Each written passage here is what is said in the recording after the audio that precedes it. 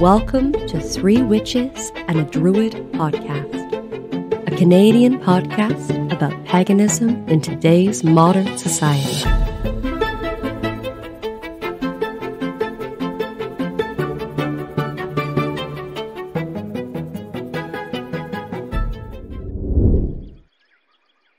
And now, Three Witches and a Druid podcast presents music by Lone Wolf. Wicca served me for 20 years.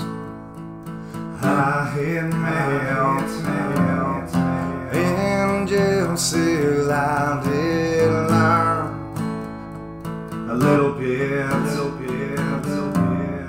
Magic and witchcraft, tattooed tears. World was different outside the cage.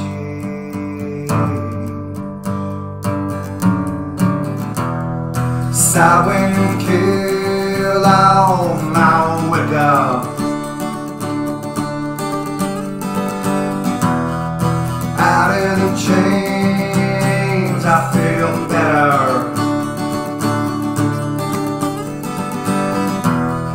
Embracing the change of dying. Time to die so I can change. Gotta change, gotta change, gotta change. I feel better, my Wicca is dead.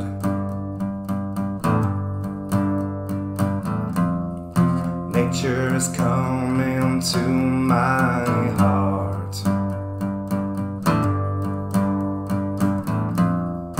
I can be honest, there's nothing to hide. A convict Wiccan has just died. So I went and killed all my Wicca.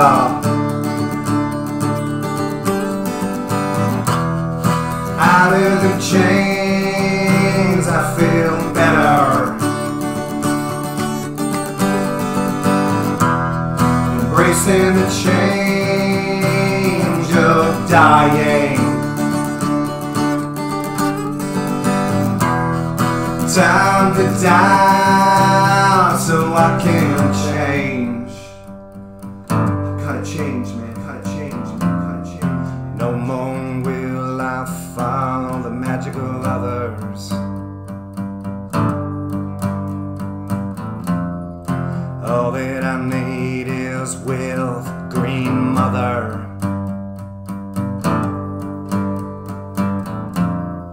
Trees, sticks, and stones so I can hear.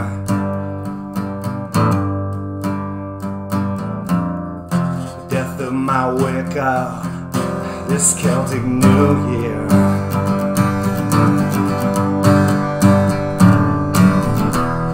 So I went and killed all my Wicca.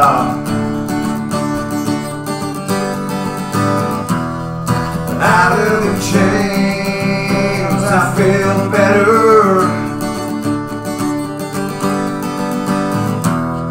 Embracing the change of dying. Time to die so I can change.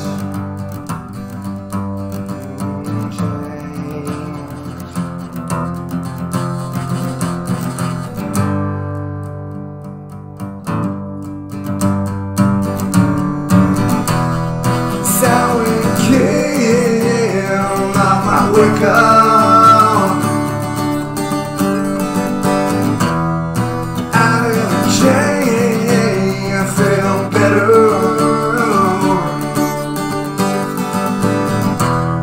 Embracing the change of dying.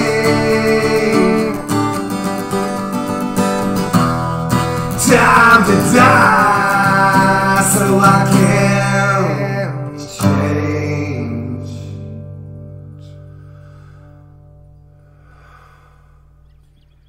Welcome back, everyone, to Three Witches and a Druid, where we sit around.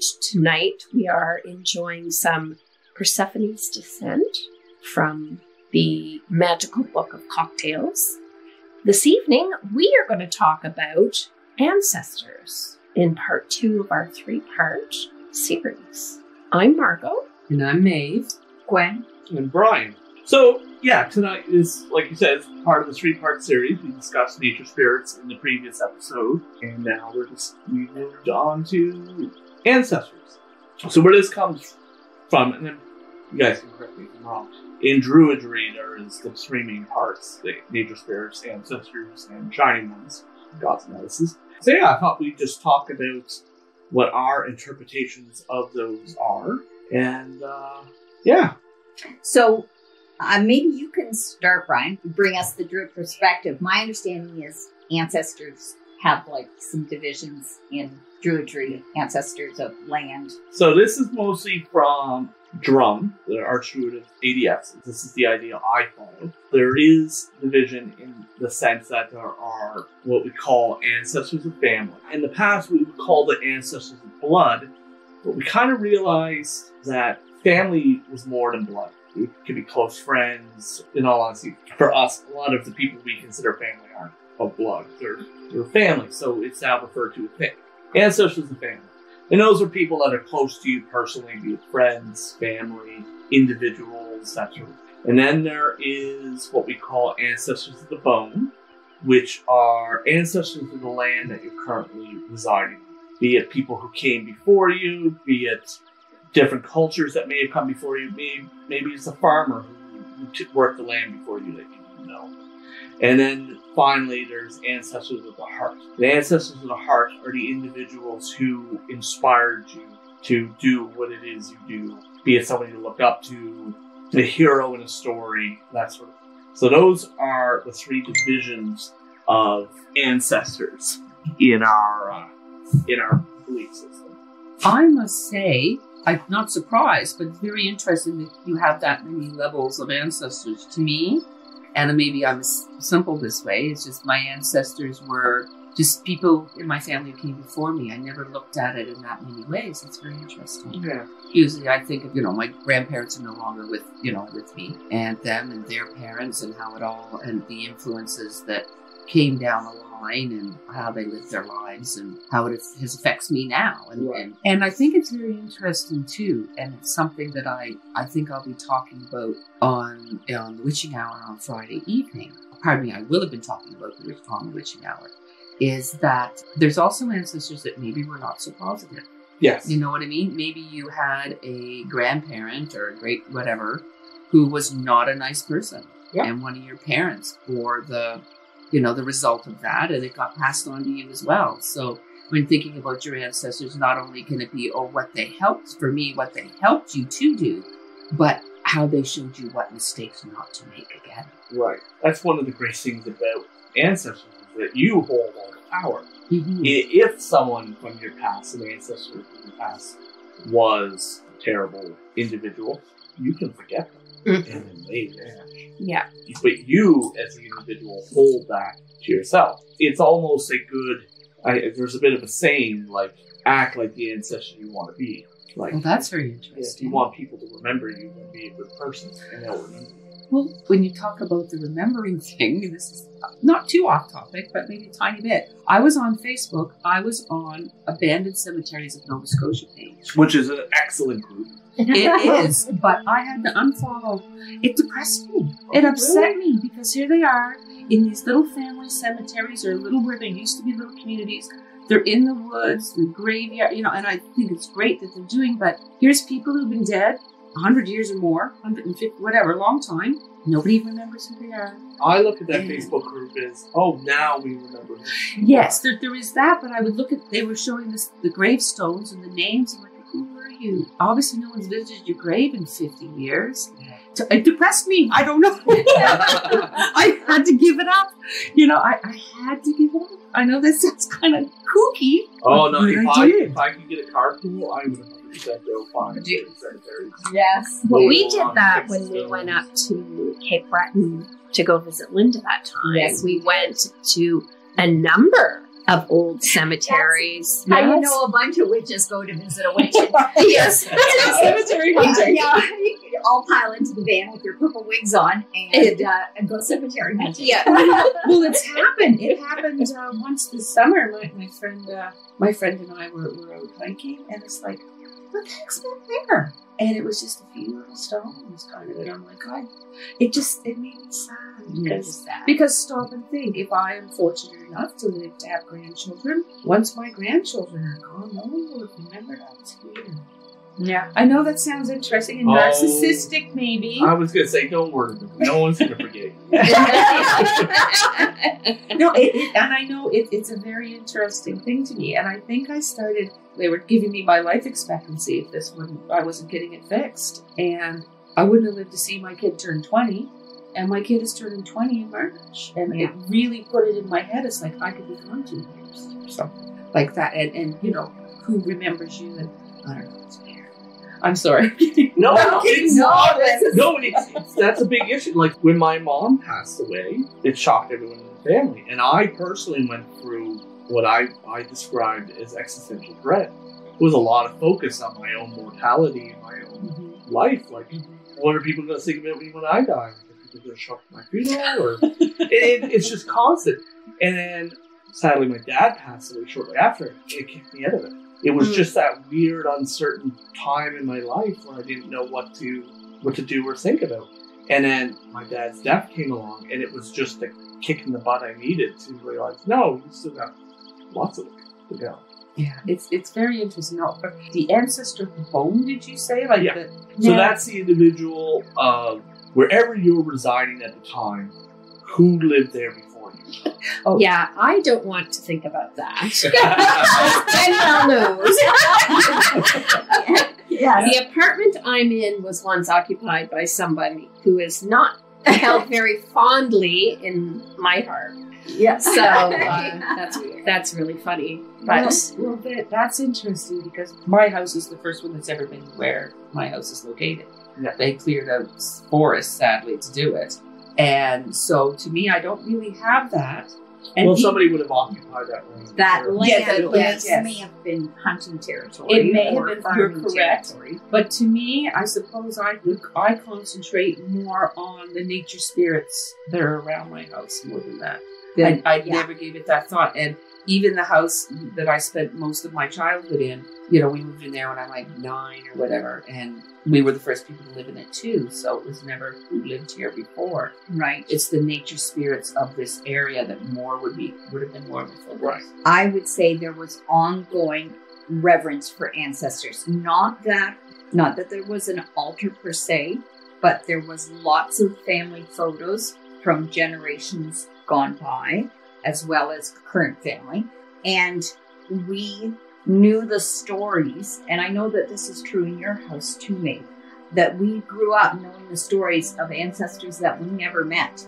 If they had a quirky personality, which they said, I'm here, they had a quirky personality. So we knew who was funny and who was crabby, and we knew their idiosyncrasies, and they were shared and kept alive whenever family got together. Whenever something might happen that might trigger a memory, they'd be like, well, your great uncle so-and-so used to do that exact same thing. Or when the fire went out, because I grew up to hippie adjacent parents.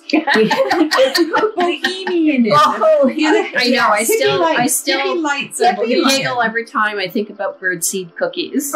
Yes, I grew up eating birdseed cookies because, there couldn't be real white flour in the house or anything, and not made with sugar, gosh forbid. Yeah. But anyway, so when we had wood heat and we had this log cabins farm homes that we grew up in, and when the stove went out, or sometimes it can go out or it can be super hot. If you've ever had wood heat, sometimes it's 40 below outside and you are blasting heat inside, and so we have these stories of our pioneering ancestors that were overly dramatic.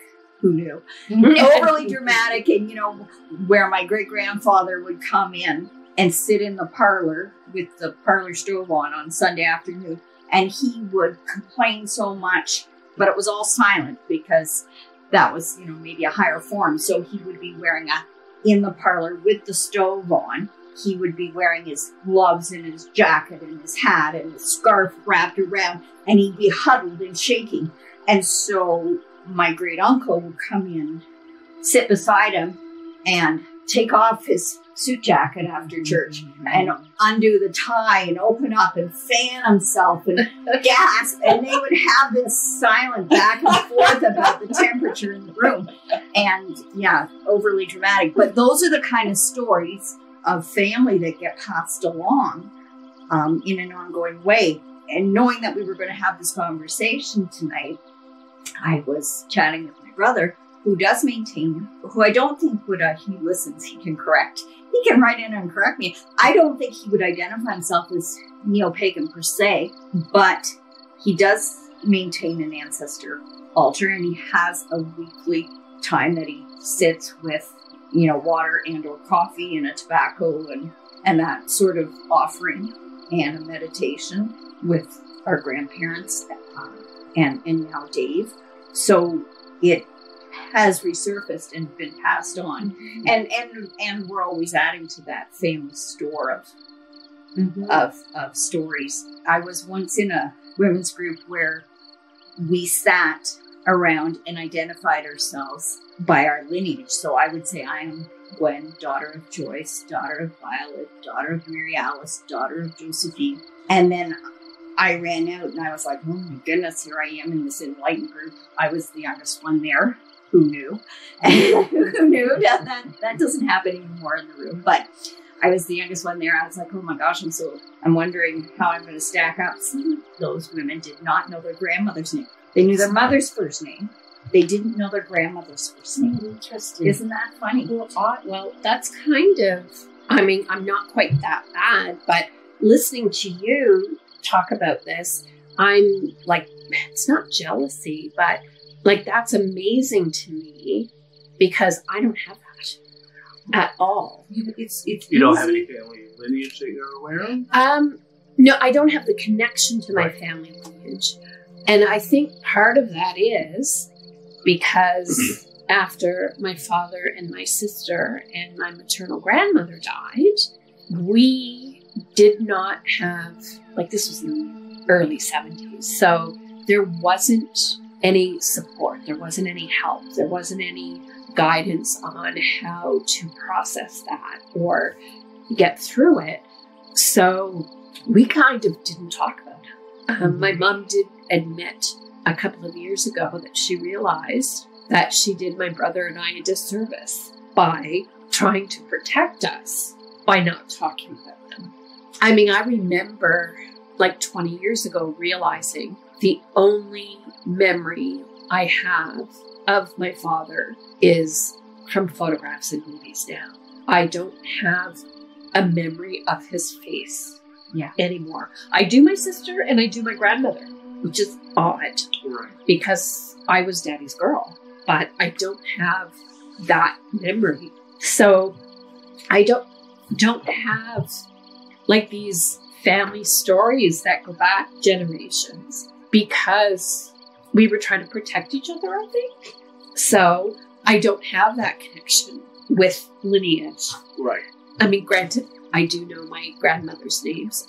My paternal grandmother, whose name is Beryl, which is a stone, which is a gemstone. It is. I've heard that name before. Yes, quite a few times. And she has a sister, Ruby. Oh, wow. And I can't remember the other one. But I thought her name was Pearl for the longest time as a kid. I didn't realize that. You had to work in a metaphysical store and sell crystals to learn. Well, no, I was. I think my brother probably has more connection to ancestors and family lineage and those stories than I do. I think, again, I was so much in survival mode that it's not something I took the time to connect with. And whether or not that also has affected how, like as you were saying, Brian, you're wondering how people are going to think about you when you're gone. That is not a thought in my head. Yeah. I guess because I grew up kind of with the idea that when you're gone, you're gone. It never occurred to me that you would leave a legacy or a lineage or anything. So that's sort of something new I'm learning about. Right. Again, with Maeve earlier asking Gwen about talking about Dave, thinking that that is definitely a way to keep your ancestors alive for sure. Yep. I'm really spoiled in the sense that both my mother and an aunt were very into doing all the research. Right. So I don't know it off the top of my head, but I Yeah. have binders at home, and I can tell you my ninth grandmother back. So, Oh, wow. but I guess it also sort of depends on how you view it. To me, losing someone or having an ancestor is no different than them going to another room. They've just stepped over there, and I'll catch up to them eventually, sort of thing. And I think in a sense, like today, 2021, we have access to so many resources now where my mother and aunt had to go back down to the archives and go through microfiche. Hey, just looking up an ancestor. No, We actually tried to do that a couple summers ago when we were down in the Yarmouth area. We went to a heritage where they keep all the records. Yeah. and everything. Yeah. Anyway, to see if they had anything about my father. And they didn't. I was quite shocked that they didn't. Well, I'm going to chime in here because a couple of years back, I decided that I was going to. Everyone is very interested in surnames and whatnot, and they follow their surname line. Yeah. But I said, the most reliable line is the female line because you always know the mother is 99% of the time, unless there's someone's adopted. The father can be questionable. As Ancestry.com and 21, what is it? 23 and me and it's all that sort of proving. thing is proving. Yes. Because they say 1 out of every 10 Canadians, their father's not who they think it is. Yeah. And not because they were adopted or something. No. Their father is not who they thought it was. Yeah. Now, at the same time, it depends on your definition of father. Biological father. Yeah, my father is not my father, but I would never ever But he's consider your it. father. He's my He's my father. father. Yes. I mean, the person who biologically contributed to the creation of you is not the person that you've grown up with your whole life. That's very true. But I'm going to tell you here, and this is just something you might want to know. I decided to go through my female lines. And inside of an evening of just going online and punching in their names. And it says who their mother was. And then you punch in their name and who was their mother. In an evening, I had 3 lines done. It's not as hard as you think. Yeah. I suppose I had it in my head. It would be so daunting, but because, you used to have to go to the archives and go through this. But now, one of my lines I have not traced yet because that's my British grandmother's line. And I have to, speak to, because I'm not completely sure of my great-grandmother's last name. I knew her married last name, but I can't. One person's saying it was this, one person's saying that, so I'm not sure what her, because she had 2 husbands. Was that her first husband's name? Was that her maiden name? I'm going to have to try to write to a cousin in England. I got 2 of them right back to Europe, and one I lost track of. I couldn't find anything. It was my great-grandmother's grandmother or something like that. And it was just her first name, Susan. There was no parents. There was no this. There was no when she was born. And there's always been talk about others native in that branch of the family. And I think that's who I found her because there was no record. They had a record of when she got married, but they had no record of where she came from.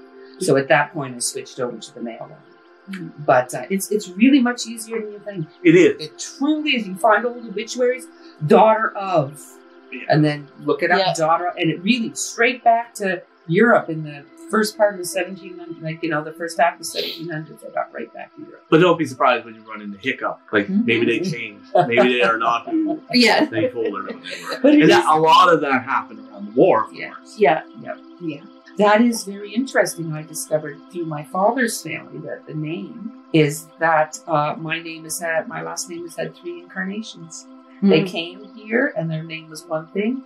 They changed it up a little bit, anglicized it a bit. And then come World War I, they changed it again because it was too German sounding.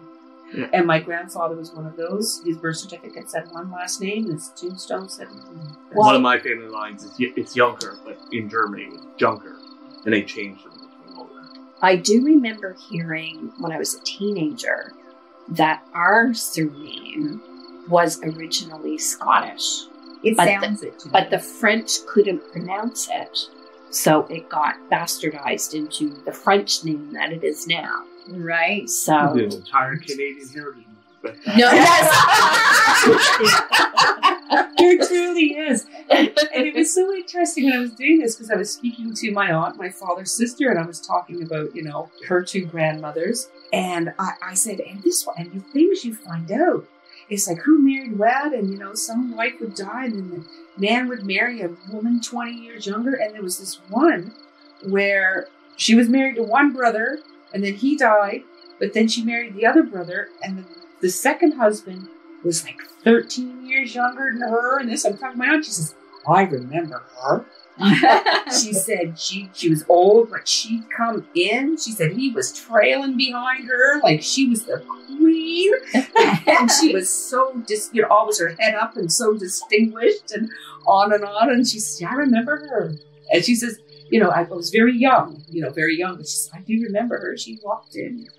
When you are looking to channel some self-confidence, Yeah. that is Remember the her. ancestor that you speak to and ask for some help if you need That's that. true. That's an So amazing whatever, connection. but for sheer gumption, that's my maternal grandmother, who was a British war bride and came from living in London to down Martin's Point, which is where Oak Island is, with no electricity Yeah. and no indoor plumbing. It's like one of those, one of these stories you see the in a massive culture movie. shock that a lot of British war brides had when they came to rural Canada Was because shocking. Britain hadn't been that rural for centuries. Yeah. Yes. Yeah. Yes.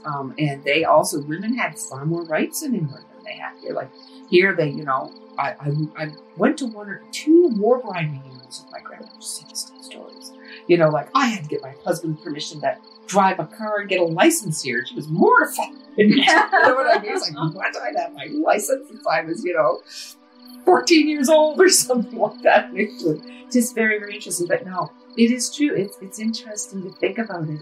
And sometimes even when you're in the cemetery, I say, I went to visit my grandparents this summer in the cemetery down in Blue Rocks. And then you see the other names and everything. And you think, that person has had a life just as full as yours, with just as many things happening, just as many joys and sorrows and this and that. And there they are. And of course, that got me thinking about those abandoned. Yeah. So something that comes the idea of the abandoned, the fact that sort of a modern witchcraft sort of experience, the fact that somebody takes those pictures and posts them on Facebook, or we're specifically speaking of Facebook groups, and then they are literally seen, viewed, and witnessed by So many hundreds people, hundreds of people. possibly thousands at times. It's true. Of people, there has to be some power in that as well. I'm going to start thinking about it that way. I mean, I'll go back on that. I witness, I see you. Yes. Yeah. Because that fellow also, who does that, also abandoned roads Mm-hmm. and abandoned roads and communities in Nova Scotia. You can go hiking and find these. You'd be surprised where there used to be little communities and roads are abandoned.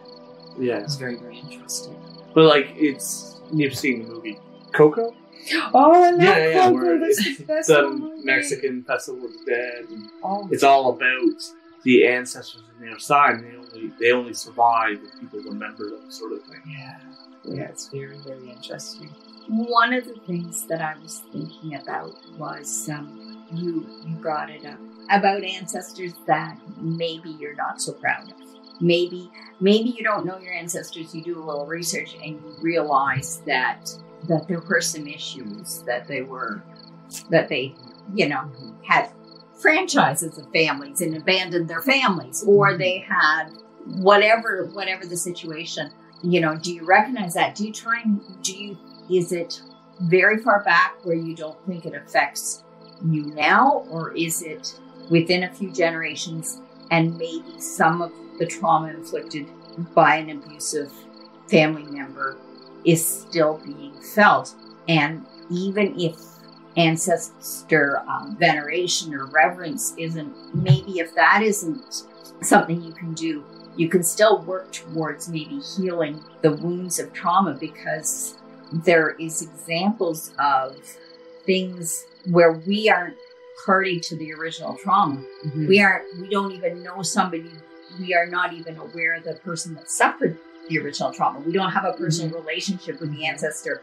And we are still having epigenetically, it's in your body. Yeah. It's changed your body chemistry. And now, although your DNA isn't changed, whether or not those genes are turned on or off, because your chemistry has changed. It's an interesting thing. And there is work being done on healing those wounds with the thought of paying that forward.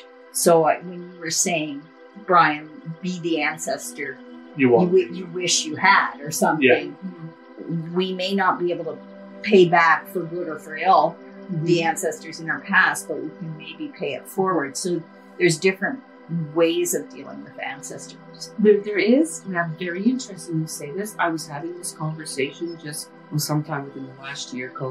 Since COVID started, everything's a blur, about this and the wound in your ancestral line. And someone was saying, if anyone out there is familiar with the Ho'oponopono, we were talking about how some people had done the Ho'oponopono in that line, in their ancestor line, because that helped with the healing.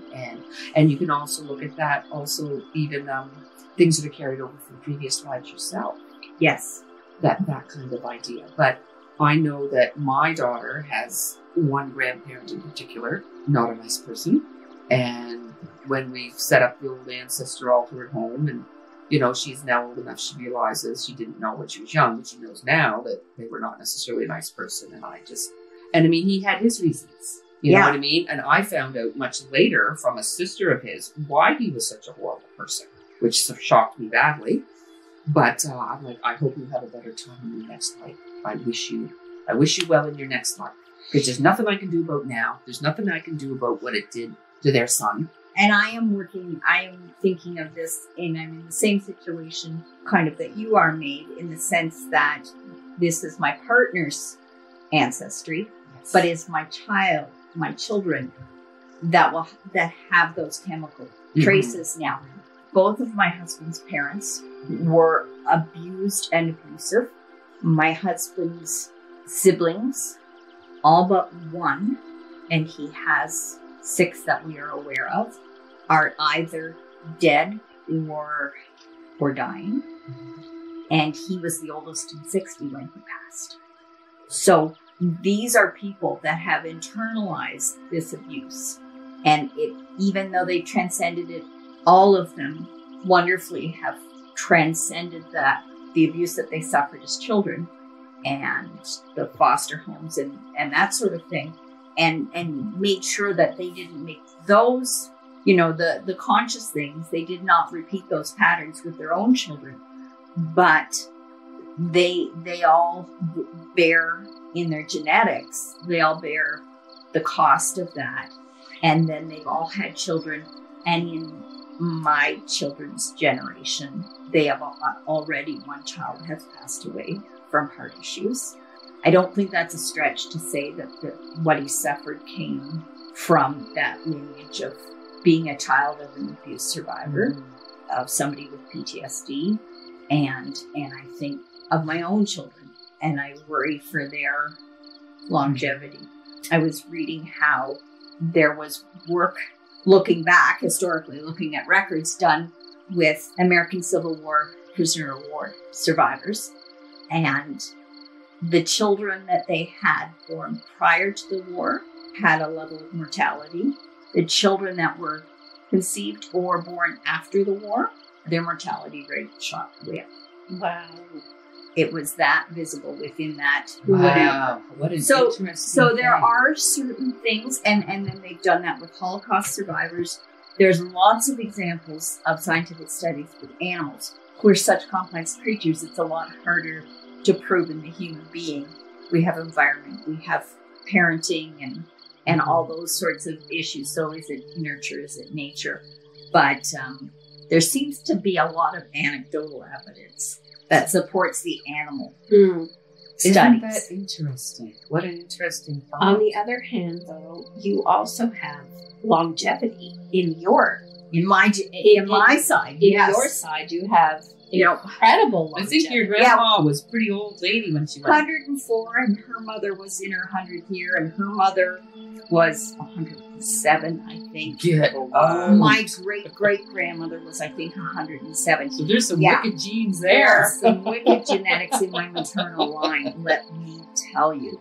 Yeah, so you just never know what you're going to get, right? You It just is. never know what you're going to It's get. gonna be so interesting. But if you recognize the power of your ancestors and you incorporate that in your daily living, then possibly you can bring that forward for the next generation. You can always be working to improve for the next generation. If trauma has physical ramifications in the physiology of the person suffering the trauma and their children, then also the good things, the joy, the love, yes. will have those same effects. And you have to Well, if that's think something forward. that your children will be aware of, I don't know what they would be prepared to do, but if they're aware of that sort of thing, it's something they could work on being, kind of idea. So, isn't that super interesting? So with Samhain approaching, at this time of this recording, Samhain is still a week ahead of us. Do you guys feel a deeper connection as the holiday approaches? Yes and no. I'm going to say no because I'm very involved with my one grandfather's with me all the time. My other grandfather's with my sister all the time. My maternal grandmother, when when the boot and the butt needs to be done, she shows up. My other grandmother, don't get me wrong, she was a lady, but she was also very, very tough. We used to call her the warhorse, but she had to be coming where she did, but never a foul word out of her mouth. She was very strong. My other grandmother was a much more gentle kind of person.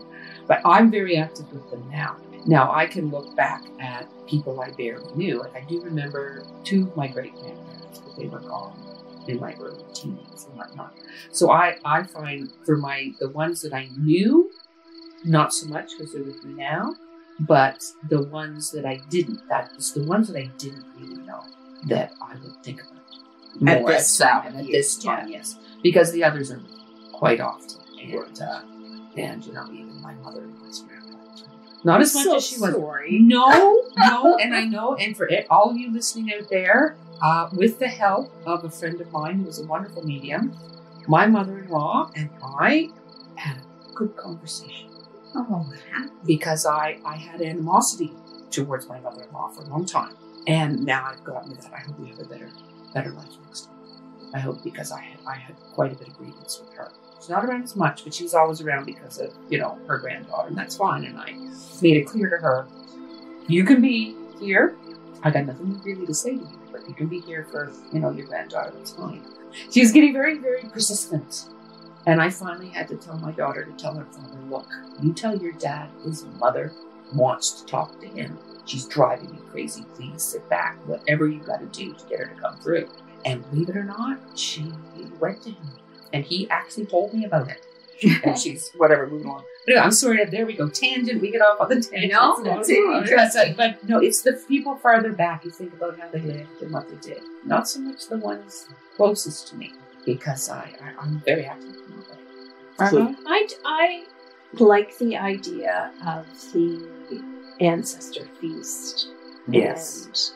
And leaving out their favorite food for them. Oh, those are fun when you make your grandparents' favorite food. Right? Yeah.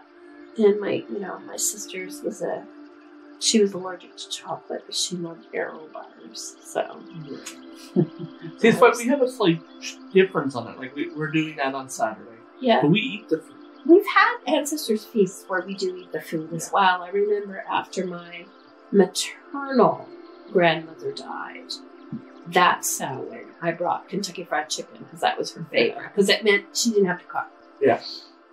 And everybody enjoyed it, and I just drooled Yes. Wasn't there one? I remember you showing up with a glass of red wine and a cigarette. One of your grandparents, her favorite thing was red wine and a cigarette? No, it was rye and Coke and a cigarette. Rye and Coke and a cigarette. Okay. Yeah, so like Saturday, I'm bringing a big pot of mashed potatoes to my grandfather. Yeah. And Karen's bringing a plethora of Mars bars from dad. Yeah. My dad was apple pie with cheddar cheese. So, yeah. And I have been, yes, where it is shared amongst the people that are attending, but also there is an ancestor's plate. Yes. Where a little bit is put for Yes. everybody. Yeah. Now, I maintain an ancestor's altar all the time, but I don't have the weekly observance of anything. Does anybody else have a regular observance of a... Not on a weekly set. We have an ancestor altar in our home. That's our main altar. I'm a follower of the Morrigan. So there's a lot of focus in our monthly practice on death and moving on the ancestors already. But yeah, no, there's no like weekly ritual. We often we have a candle on our altar that gets lit on people who's on the altar, their birthday or the day of their past even. That's the candle gets burnt out and then it gets replaced for the next individual who's coming up to it.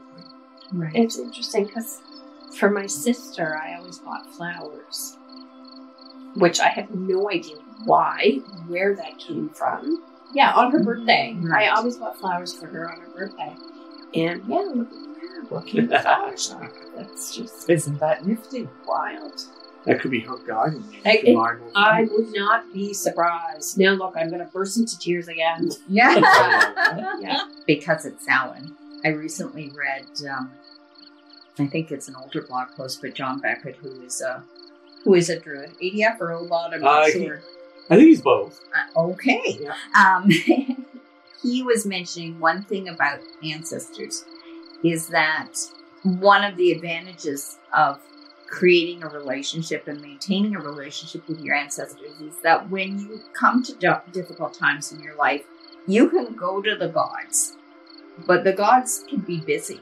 The gods can be distracted. The gods can be elsewhere, but your ancestors, they're your ancestors, and they're invested in things going well for you. Yeah. So to create a relationship and then to ask them what you might have taken to deity before, you're more likely to get a positive response and to feel that help. I'm going to use that. I'm going to totally plagiarize you on Friday. No, at the witching hour. Do not worry about plagiarizing. No. I'm quoting somebody else myself. You have to send her the check for absolutely 50 going to cents. bring that up. Yes. For anyone who hasn't thought about it. I'm absolutely, and I also recently, someone I never gave much thought to was my grandmother's father. He died when she was 15. And I have recently discovered that when my child would be yammering on to herself in the crib at night, she was talking to him, apparently. And he was, I gave him thought. Yeah, that's my nanny's father, but it wasn't someone I was tight connected to. Right. Very interesting. I brought it up before about Atticus going on adventures with his grandfather. Yeah. That sounds wonderful. Oh yeah, they went on all sorts of adventures. They went seal checking and Disney World. Great. Had good times. Keeping them occupied so you get a few minutes of peace. Yeah, exactly. I'm not going to complain. That's right. That's for sure.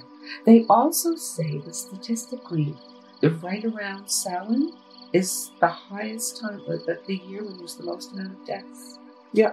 Statistically, and I think that's because the veil must be very thin, and people who just haven't been able to go, they can just go more easily. Or they get called on. Or they answer the call. They hear the call. Mm-hmm. That's very good. Very good. Yeah, it's a very interesting time. I'm not ready to die quite yet. No. No, me either. Not going right now. Which No. surprises that. Me, I recently have been very much, you're talking about, this and that, your own mortality. And I recently sort of come to a conclusion, and I could be full of total bullpucky, but I don't know if there's going to be any in between for me. I figure within 10 years, my heart's either going to give out or I'm going to live to 97. I don't think there's going to be any in between for me. I don't know why I'm thinking that. It's very, very strange. But I think that's just a weird thing. There we go. Now we're I thought you more so meant on the other end. It's like, nope. I want to go back. Turn around, come right Send me back back. here. I want to be a snail or You're something. gonna hang out in Summerland for a while. You're gonna. I don't know what I'm going to do. Depends on whether I'm going to be punished or not. When I get there, it's like, oh, do I get to rest here? No, we're not happy with you. Get back there. Go back there until you've done it right. No, I really do. I know that sounds crazy, but it's like I'm going to be dead by 65 or anyway, 97. Well, check back in 30 years and we'll have an answer. We'll have a reunion episode. I was thinking, Brian, about your comment about for your ancestors, it's like they're in the next room. Yeah. And that's a lovely way to think about it. For people who have recent losses, it's more about your selfishness. They may be quite happy, but I'm going to miss them. Yeah. But Maeve, when you said they're just in the next room, it reminds me that Maeve said one of the most comforting things about Dave, and she said I think of him, that he is in the Summerland getting the festival grounds ready for the rest of us. Yeah. And I thought, he needs a job and he wants to be useful and he wants to be getting things ready so that we can all, because he loves a big party, right? That's so right. When I visualize him, it's not the next room, it's not whatever. That's where he is. Getting set up. He's getting set up so the rest of us can follow. Yeah. Right. We're all going to have one big last festival and then on our way after that. We'll all be waiting for each other. Yeah. Now I'm going to cry. This is good. I'm so glad you people out there in podcast land can't see all the red eyes here we have. So, on that fun note, thank you all for tuning in. Certainly, if you have any questions or comments, certainly you can contact us through our Facebook page. We certainly, or criticisms politely, and we'd like to thank our Patreons who are giving coffee to our magnificent editor, who does a wonderful job for us. Three Witches and a Druid podcast would like to take a moment to thank our amazing Patreon supporters. Today, we shout out to Danny, Tanya, Sarah, Lore, Kay, Linda, and Jennifer. Without your generous support and contributions, we couldn't bring you this magical content, and we thank you for listening. We also have an Instagram account now. Good Forget what the Lord. time.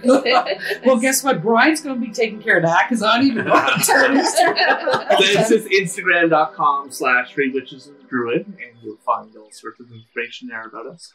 Get out. Really? Yeah, really. Mario found it. Yeah. Oh, see, I just didn't do that at all. No. I'm terrible. All right. So until next time, everybody, merry meet, Merry Heart. and merry meet again. Blessed be. be. This has been Three Witches and a Druid podcast. Thanks for listening.